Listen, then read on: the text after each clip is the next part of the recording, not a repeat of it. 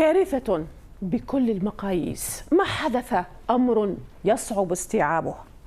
هذا لسان حال من نجوا لكنهم يشهدون على مناطقهم وقد دمرتها الفيضانات. ففي اليومين الماضيين شهدت مناطق صحراوية في المغرب والجزائر غالبيتها شرقية جبال الأطلس الكبير شهدت أمطارا رعدية غزيرة غير مسبوقة أدت إلى تشكل سيول تسببت بخسائر في الأرواح وبأضرار مادية كبيرة. تم تداول فيديوهات كثيرة لتلك الفيضانات من الدولتين تظهر حجمها. دعونا نشاهد هذه اللقطات من المغرب.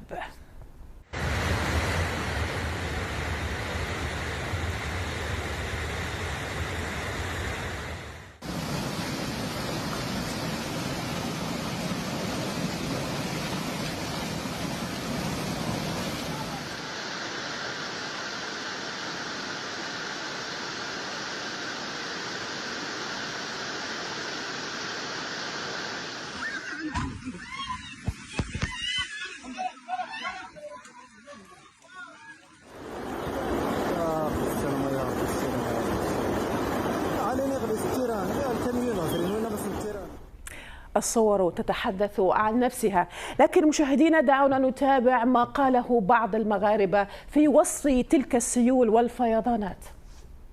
الشيء اللي وقع البارح ما عمره ما وقع، يعني فوق مثلا نقدر نقول لك الناس كاين الناس ديال 90 عام هنا ما عمرهم ما شافوا هذا الشيء. يعني كاين شي بلاص كيتحرطوا بحال هذه البلاصه هذه الا قدرتي تصورها مثلا كتحرط مثلا فوق 140 عام. المهم هذا العام هذا الشيء اللي وقع هذا الشيء مشى البارحه سيدي مع 6 الا ربع ديال العشيه هبطت الشتاء خيط من السماء والضبابه.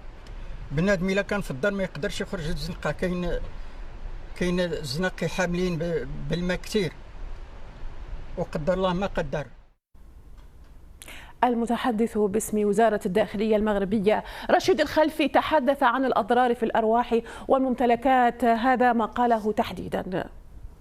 تخبر وزارة الداخلية في حصيلة مؤقتة بتسجيل 11 وفاة بكل من أقاليم طاطا 7 أشخاص وتزنيت شخصان والراشدية شخصان أحدهم من جنسية أجنبية.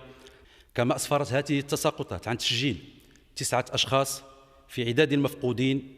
أما فيما يتعلق بالخسائر المادية انهيار 40 مسكنا منها 24 مسكنا عرف انهيارا كليا، انهيار كلي أو جزئي ل4 منشآت فنية متوسطة، تضرر 93 مقطعا طرقيا، فضلا عن إلحاق أضرار بشبكات تزود بالكهرباء والماء الصالح للشرب والشبكات الهاتفية. الإحساني عابد وهو مسؤول التواصل في المديرية العامة للأرصاد الجوية في المغرب شرح سبب هطول الأمطار الغزيرة بهذه الكثافة. يقول الحسين تأثرت مناطق عدة غالبيتها شرق جبال الأطلس الكبير بشدة بكتل هوائية استوائية غير مستقرة بسبب صعود استثنائي للجبهة المدارية جنوب البلاد، وتلاقت مع كتل أخرى باردة آتية من الشمال.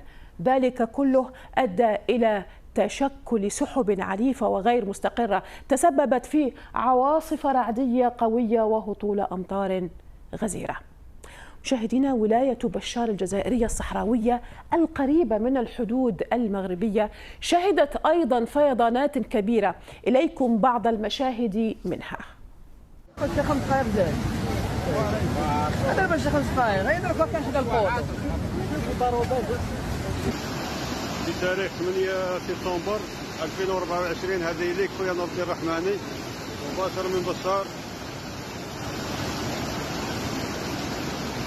مباشر من بشار والبشار في الزياد.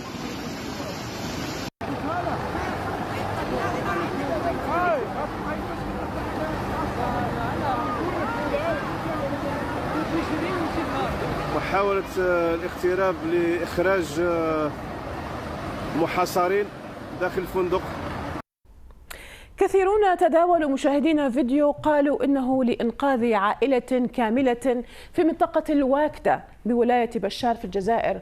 ذلك حدث قبل لحظات من اقتراب السيول.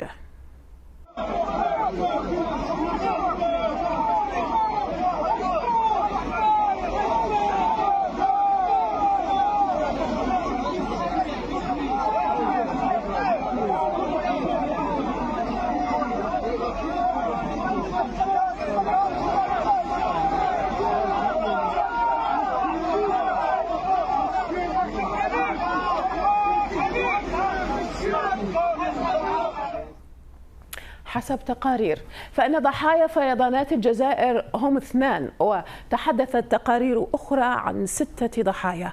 طبعا هناك خسائر مادية كبيرة، ولقد وعد وزير الداخلية إبراهيم مراد بالتكفل بأضرار التقلبات الجوية.